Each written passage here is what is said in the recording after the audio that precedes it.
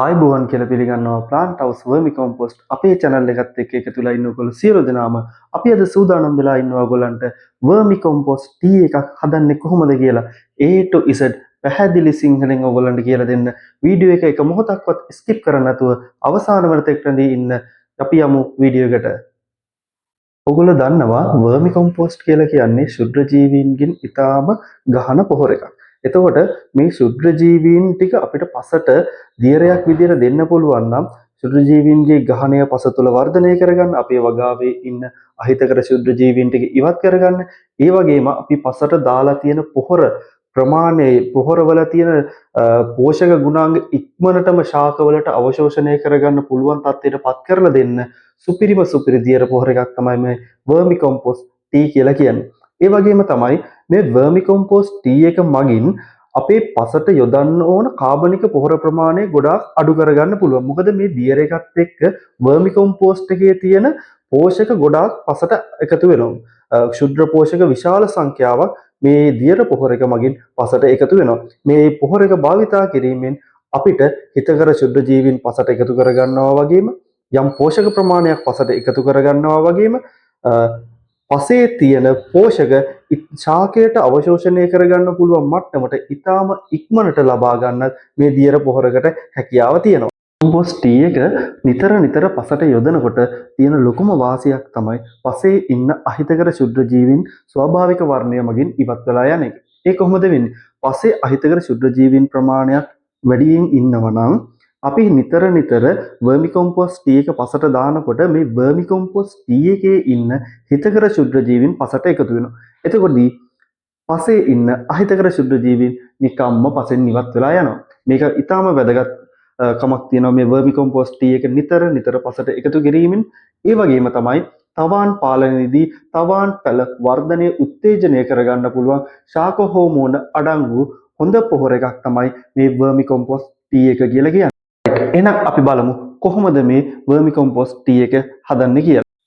මේ සඳහා අපිට අවශ්‍ය වෙනවා වතුර ලීටර් 20ක් දාන්න පුළුවන් මේ වගේ පිරිසිදු කරගතිපු භාජනයක් අවශ්‍ය වෙනවා. මේක අනිවාර්යයෙන්ම හොඳින් පිරිසිදු කරගන්න මතක තියාගන්න. ඊට අමතරව අපිට අවශ්‍ය වෙනවා ඉවත දමන කපු රෙදි කැබැල්ලක්. මේක සුදු පාටම වෙන්න අවශ්‍ය නැහැ. ඊට අමතරව ප්ලාන්ට් හවුස් අපේ ආයතනයේ නිෂ්පාදනය කරන ගැටිවිල් පොහොර ග්‍රෑම් 100ක් 150ක් වගේ ප්‍රමාණයක් අවශ්‍ය වෙනවා. ඊට අමතරව ශුද්‍ර ජීවීන්ට ආහාර මාධ්‍ය විදියට දුඹුරු සීනි, මොලැසස් හෝ හකුරු භාවිතා කරන්න පුළුවන්. ඊට අමතරව නූල් කැබැල්ලක් අවශ්‍ය වෙනවා. මීට අමතරව ඔක්සිජන් පම්ප් එකක් සහ බට කැබලි දෙකක් අවශ්‍ය වෙනවා. ඒ වගේම ශුද්‍ර ජීවීන්ගේ ආහාර මාධ්‍ය විදියට දුඹුරු සීනි, මොලැසස් හෝ සක්කර භාවිතා කරන්න පුළුවන්. මොලැසස් භාවිතා කරනවා නම් මිලිලීටර් 20ක ප්‍රමාණයක් භාවිතා කරන්න පුළුවන්. දුඹුරු සීනි භාවිතා කරනවා නම් ග්‍රෑම් 150ක් 200ක ප්‍රමාණයක් භාවිතා කරන්න පුළුවන්. සක්කර භාවිතා කරනවා නම් ග්‍රෑම් 50ක ප්‍රමාණයක සක්කර කුඩු කරලා ජලයේ දී කරගෙන භාවිතා කරන්න පුළුවන්. ඊට අමතරව අපිට අවශ්‍ය වෙනවා ප්ලාන්ට් හවුස් අපේ ආයතනයේ නිෂ්පාදනය කරන තෙත වර්මි කොම්පොස්ට් තමයි අපි මේකට භාවිතා කරන්නේ. මේකෙන් ග්‍රෑම් 150ක වගේ ප්‍රමාණයක් අපි භාවිතා කරනවා. එහෙම නැත්නම් යෝගට් කප් 3ක් ඕගොල්ලන්ට භාවිතා කරන්න පුළුවන්. මෙන්න මේ විදියට සුදු රෙදි කැබැල්ලට අපි මේ විදියට වර්මි කොම්පොස්ට් දාලා මේ සුදු රෙදි කැබැල්ලේ කොන් හතරෙන් මේ විදියට අල්ලගෙන මෙන්න මේ ආකාරයට හෙමින් පොට්ටනියක් විදියට අපි මේක සකස් කරගන්න ඕන. මේ පොට්ටනියක් විදියට සකස් කරලා අපි ගතිමු නූල් කැබැල්ලෙන් මේ පොට්ටනිය හොඳට තද වෙන්න ගැට ගසා ගන්න ඕන. මොකද මේකේ තියෙන පොහොර ටික ජලයේ දිය වෙලා යන්න පුළුවන් නිකන්ම. එතකොට අපි මේ කරන වැඩින් කිසිම වැඩක් නැති වෙලා යනවා. ඒක නිසා අපි මේක හොඳට තද කරගන්න මෙන්න මේ විදියට ගැට ගන්න. කොම්පෝස්ට් සහිත පොට්ටනිය අපි මේ විදියට සකස් කරගත්තට පස්සේ පිරිසිදු ජලය සහිත භාජනයකට අපි ගතිපු ග්‍රෑම් 150ක දුඹුරු සීනි ටික හොඳින් දිය කරගන්න ඕන. මේ ජලය ගන්නකොට හොඳට මතක තියාගන්න ක්ලෝරින් රහිත ජලය තමයි ගන්නෙ. ඔයගොල්ලන්ට ක්ලෝරින් එක්ක ජලය නම් තියෙන්නේ. පැය 24ක කාලයක් ක්ලෝරින් නිදහස් වෙලා යන්න භාජනයකට දාලා තියන්න. ඊට පස්සේ මෙන්න මේ විදියට අපි කලින් සකස් කරගත්ත කොම්පෝස්ට් පොට්ටනිය ජලයේ මේ විදියට ගිල්වා ගන්නවා. හොඳට මතක තියාගන්න මේ පොට්ටනිය ජලයේ ගිල්වනකොට පතුලේ ගෑවෙන්න ජලයේ ගිල්වන්නේ නැහැ. අපි ජල මට්ටමේ ඉඳන් උඩ අඟල් 4ක 6ක සීමාවේ එල්ලෙන විදිහට තමයි මේක එල්ලා ගත යුත්තේ. ඊට පස්සේ මෙන්න මේ විදිහට හොඳට අත දාලා මේ පොට්ටෙනිය හොඳින් මිරිකා ගන්න අවශ්‍ය වෙනවා.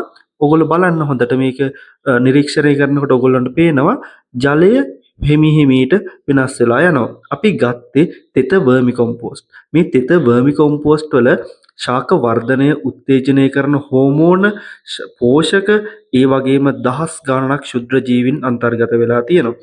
ඒ සියල්ල මේ ජලයේ දැන් මේ විදිහට අපි දිය කර ගැනීම සිද්ධ කරනවා. ඒ වගේම දැන් අපි මෙන්න මේ ආකාරයට ක්ෂුද්‍ර ජීවීන්ගේ ආහාර මාධ්‍ය විදියට සකස් කරගතිපු දුඹුරු සීනි ද්‍රාවණය අපි ලීටර් 20 ජලය සහිත බකට් එකට මේ විදියට එකතු කරගන්නවා. එකතු කරගත්තට ගමන්ම වගේ අපි මේ PVC බටයක් ආධාරයෙන් මේක හොඳට රවුමට කලතා ගැනීම කරගන්න ඕන.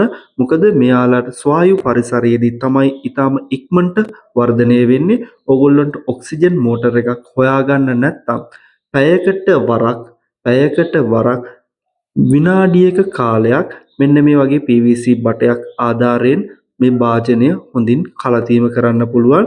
ඕගොල්ලන්ට ඔක්සිජන් මෝටරයක් හොයාගන්න තියෙනවා නම් මෙන්න මේ ආකාරයට ඕගොල්ලන්ට පැය 24ක් ඔක්සිජන් ලබා දෙන්න පුළුවන්. පැය 24ක් යනකම් මේකට වෙන කිසිම දෙයක් කරන්න යන්න එපා. පැය 24ක් ඔක්සිජන් ලබා දෙන්න.